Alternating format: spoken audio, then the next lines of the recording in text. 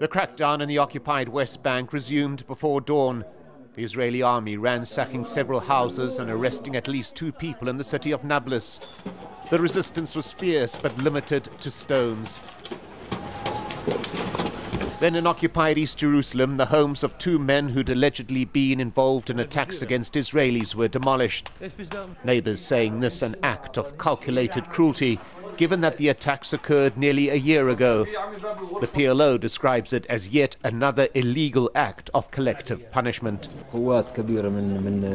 Yesterday at midnight, army forces came and raided the houses aggressively and assaulted the residents. They started hitting people and ordered us to evacuate immediately from the building without any pre-warning. We were just evacuated to the street.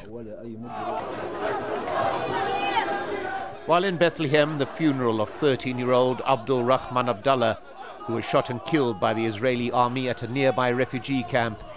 His family adamant that there were no protests taking place at the time of the shooting.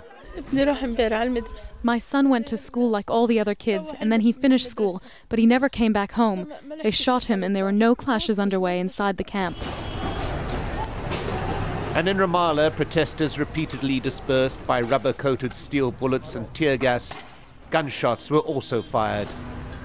As Palestinian frustration mounts, so too does political pressure on Palestinian leader Mahmoud Abbas.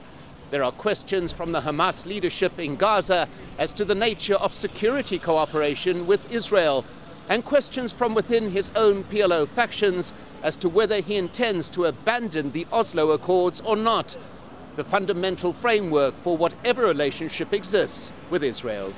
At a meeting of PLO factions, Mahmoud Abbas made clear his belief that under occupation, Palestinians are forced to defend themselves. When a group of settlers come and attack a village, what do you expect our response to be? Leave us alone. We're not the ones who started it.